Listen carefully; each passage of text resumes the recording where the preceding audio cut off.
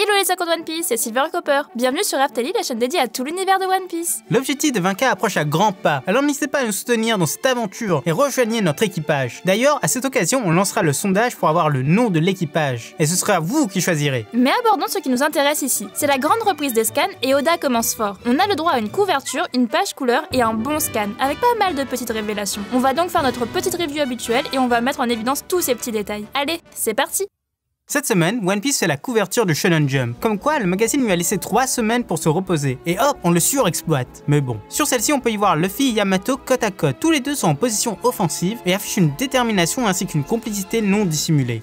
Observation 1. Il n'a pas fallu longtemps pour voir les couleurs de Yamato. Les cheveux blancs tirent vers le vert, des cornes rouges, des vêtements blancs avec des lignes bleues. Eh bien, étonnamment, on avait déjà vu pas mal d'illustrations montrant ces couleurs. Il y a des fans qui ont vraiment l'œil quand même. Cette couverture avec ces deux alliés qui se préparent pour la bataille nous fait penser à une autre qui est sortie juste avant l'arc Wano. En tout cas, au début de l'arc Wano. On y voyait Zoro et Luffy croisant le sabre avec Kaido en arrière-plan. Ici, le Yonkou n'y est pas. Mais on devine bien que la colère de Yamato ne peut être tournée que contre son père. Grâce à cette couverture, Oda nous l'intègre un peu plus dans le paysage des Mugiwara. On passe à la page couleur du scan, et pour celle-ci, on retrouve tous les Mugiwara actuels, les 10, dans un train des mers. Ils sont en train de boire et de manger, faire la fête en somme. Et ils semblent vraiment passer du bon temps, comme si tout allait bien. Ils lèvent leur verre comme pour trinquer. Zoro, lui, mange des nouilles, alors que c'est un alcoolique notoire. Observation 2. Forcément, on a tellement de choses à dire sur cette image. Pour commencer, ça tranche énormément avec certaines autres pages couleurs. Dans la dernière, ils étaient sur des chiens et se préparaient à la guerre. Et quand ils sont ensemble, ils regardent souvent tous dans le même sens. Ici, ce n'est pas le cas. Deux Mugiwara sont assez isolés. Zoro, qui mange un oden avec un dragon bleu sur le bol, et Jinbei, qui est assez éloigné de tout le monde. Ils se trouvent sur un wagon dans le fond. Et trois Mugiwara, Usopp, Robin et Chopper, regardent à droite de l'image. Comme s'il y avait quelque chose ou quelqu'un qui passait. Robin semble même trinquer avec cette personne. Au début, on a cru que c'était avec Jinbei, mais la position du corps et des yeux montre que ce n'est pas lui. Et dernière chose à voir, un tableau est affiché dans le fond du wagon. Celui-ci représente un château typiquement japonais, comme celui d'Oden ou de Kaido. Hypothèse 2. Pour nous, cette scène représente l'après Wano. On s'explique. Lorsqu'on encadre une photo dans le salon, ça a une signification. C'est que ça nous rappelle un événement du passé. Et là, le fait qu'une image de Wano soit dans le fond du wagon, ça montre bien qu'ils ont passé cette étape. Et leur bonheur et leur fête confirment tout ça. Luffy avait bien promis une grande fête après Wano. Oda a aussi dit qu'un autre Mugiwara allait rejoindre l'équipage. Et bien pour nous, c'est lui qui arrive par la droite. Et il est accueilli en fanfare.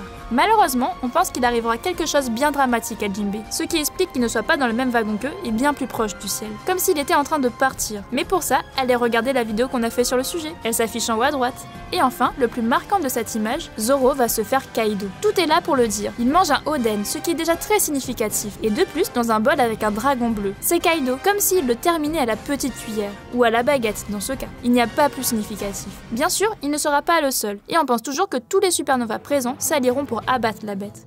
Première vraie page du scan, on se retrouve à l'entrée du crâne. Et surprise, Perospero s'y trouve avec sa maman chérie. Et la vieille lui crie dessus. L'alliance, c'est moi qui l'ai voulu. Et même si le premier de ses fils respecte un peu, après tout, c'est sa mère qui devait devenir la reine des pirates, Big Mom lui montre bien que c'est elle la patronne. Et que ça suit son plan, rassurant un peu Perospero, mais pas trop quand même on dirait. Marco, qui suivait la discussion avec une distance de sécurité, Covid oblige, comprend que ça met fin à l'alliance temporaire qu'il avait avec l'homme en sucre. Big Mom le remarque enfin, et lui reproche de s'associer avec ces petits jeunes, que les survivants de Barbe Blanche font vraiment n'importe quoi, toujours aussi sympa la vieille. Marco rétorque qu'ils ne sont pas des survivants, qu'ils ne sont plus liés aux paroles de leur père, mais qu'ils sont bien libres de suivre leur propre voie. Lin conclut, les morts ne parlent pas, fais comme tu veux. Pendant ce temps, Carrot fonce combattre Perospero. Celui-ci a tué son maître, le regretté Pedro. Wanda essaye de l'arrêter, et Luffy traverse le château épaulé par les samouraïs. Observation 3. Elle a roulé bien loin la pauvre Yonkou. Et elle est pas blessée. Mais quelle humiliation quand même. Observation 4. Il semble qu'il nous manque une petite partie de la conversation des deux Charlotte. Mais celle-ci a réussi à convaincre son fils. Or, Marco était là et il a tout entendu. Assez bizarre cette histoire. Hypothèse 3. Le plan de Big Mom n'est clairement pas de trahir Kaido. Sinon Marco n'aurait pas dit tout ça. Et n'aurait pas mis fin à leur but commun. La chute de Kaido. Hypothèse 4. Marco semble dire que lui et ses frères ne sont plus attachés aux ordres que lui avait laissé Barbe Blanche, et qu'ils agissent maintenant de leur propre chef. Il y a un peu de vrai, mais on pense qu'inconsciemment, il suivra toujours la façon de penser de Barbe Blanche. Et surtout, la dernière fois qu'on l'avait vu sur l'île natale de Barbe Blanche, il continuait son œuvre, la protection de l'île, et il pleurait juste à sa simple évocation. Et là, il vient secourir Luffy et Momo. Mais il y a une petite subtilité. Ce qu'il veut dire par ces mots, c'est qu'il est enfin prêt à confier sa confiance à un autre leader ou capitaine. Et ce sera Luffy. Mais que ses frères n'auront pas à le suivre. Les paroles de Big Mom ne sont pas mieux. Fais comme tu veux,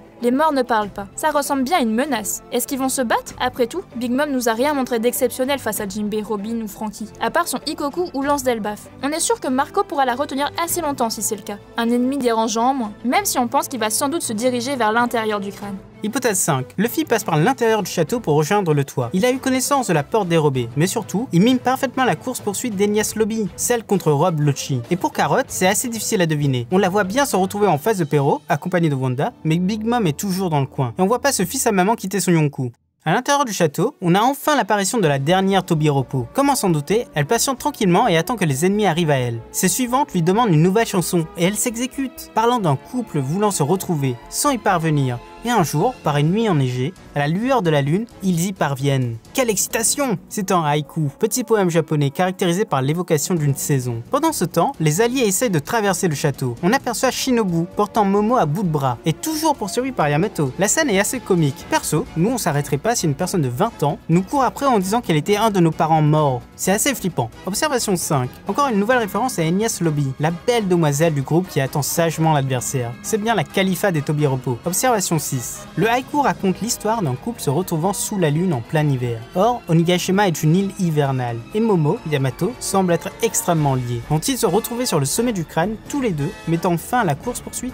Autre interprétation, c'est la rencontre entre les fourreaux rouges et Kaido, qui a lieu en ce moment même, comme un couple dans une danse macabre. D'ailleurs, on entrevoit les deux pendant le poème. On passe maintenant au sommet du crâne. Ce scan est tellement épique et ça ne fait que commencer. La voie a été dégagée par les Minks sous leur ferme Sulong. Jack a battu en retraite et maintenant, c'est Kaido qui s'élance de toute sa rage sur ses assaillants. Les fourreaux rouges et leur leader, Kinemon, ne lâchent rien. En rang, ils dégainent leurs sabres et c'est le choc. De son puissant cri, Kaido détruit le sol. La foudre s'abat sur le champ de bataille. C'est l'un de ses pouvoirs. Mais rien n'y fait. Les hommes d'Oden avancent inexorablement. Neko surprend Kaido et lui inflige son Akabyobu, la danse du chat rouge, qui au passage est devenu blanc. Kawamatsu en profite et surgit de la lueur de la lune. Il tranche Kaido avec une de ses techniques d'homme-poisson, Amano-gawa, ou technique de la rivière Amano. Face à ces deux puissantes attaques, Kaido saigne. Il crache du sang. Les gifters survivants sont sous le choc. Comment leur empereur, cet homme si invulnérable, peut se faire trancher? Mais le Yonkou n'est pas battu. D'un coup de patte, il se venge du Kappa, l'éjectant en loin et brisant quelques rochers au passage. Inu débarque sous sa forme Sulong et affiche d'autres dégâts à la bête. Cette fois-ci, le sabre s'enfonce dans son flanc. Son Odachi a plus que bien fonctionné. Deux autres fourreaux rouges en profitent et se lancent sur Kaido. Il se prend les balles d'Izu et les coups d'épée de Kiku. Mais cette fois-ci, il ne semble rien sentir et dégaine son laser, le Boro bref. Il ne comprend absolument rien. Ce ne sont pas les techniques d'Oden et pourtant, il saigne. Il se fait blesser par ces misérables. Mais encore une fois, il est contré. Mais pas par le renard de feu, mais par Raizu de la pluie. Nous sortons une de ses techniques ninja, il fait apparaître un rouleau de nulle part et scelle l'attaque. Son rouleau a le pouvoir de sceller tout ce qui existe. Et il le relâche immédiatement. L'entourant autour du dragon, il libère l'attaque tout en s'enfuyant. La douleur est telle que Kaido hurle. C'est sans doute la première fois qu'il se prend sa propre attaque. Autour de lui, les sbires n'y croient pas. Ce n'est pas possible, crie-t-il. Et pourtant, c'est le cas. Et encore une fois, la bête se relève et fait face. 4 d'entre eux, Ashura, Kinemon, Denjiro et Inu, repensent alors au passé. Au moment où Oden a voulu leur apprendre son style, le Nitoryu, ou style à 2 sabres. À leur violente bagarre pour savoir qui serait son héritier, le premier disciple. Aux entraînements dispensés par leur seigneur Oden pour maîtriser le Ryuo. Aux jours heureux, et dans une pause devenue aujourd'hui légendaire, ils surprennent Kaido. Un sabre au-dessus de la tête, l'autre tendu vers l'ennemi, c'est le fameux Oden Nitoryu. Kaido n'y croit pas, ce ne sont que des imitateurs à ses yeux, et il ouvre grand la gueule. Un autre Boro bref va être lancé, mais dans un élan de rage, et mué par la vengeance, les 4 s'élancent, et le tranchent violemment sur la même cicatrice qu'Oden lui avait laissée 20 ans auparavant. Ils l'ont fait. Et c'est la fin du scan. Ce scan était simplement magique, et on dirait même plus, la définition même d'épique. Si vous êtes d'accord, lâchez un pouce bleu. Quand il y a des bons passages comme ça, nous on les lit avec une bonne musique de la série. Là pour le coup, c'était l'opening numéro 6, Brand New World. On trouve que ça passe super bien, ça donne vraiment une impression de puissance et tu vois presque les personnages bouger. Toutes les techniques lâchées par les fourreaux rouges sont magiques. Il n'y en a aucune qui fait défaut, et ils avancent en parfaite harmonie, même si nombre d'entre eux se font toucher. Petit bonus, on a une pseudo-confirmation sur le Ryuo. C'est bien le Haki d'Oden transmis à ses élèves qui permet de toucher le Yonkou. Ah bon, vraiment? Quelques petites choses nous dérangent. Observation 7. Pourquoi ne pas l'avoir utilisé bien plus tôt? On n'avait pas l'impression que Kinemon savait l'utiliser avant tout ça. Et si c'était le cas, ça aurait sans doute fait l'objet d'un rapport de la part de Kanjuro à Orochi. On a l'impression que les fourreaux rouges savaient pertinemment comment se servir de ça. Mais pire, Oden était plus faible que Barbe Blanche et Roger. Et selon les rumeurs au sein de la marine, Garp et Sengoku pouvaient leur tenir tête. Alors pourquoi n'ont-ils pas réussi à tuer Kaido tout ce temps? Pour rappel, il a été condamné à mort 4 fois, mais à chaque fois, c'était impossible de le tuer.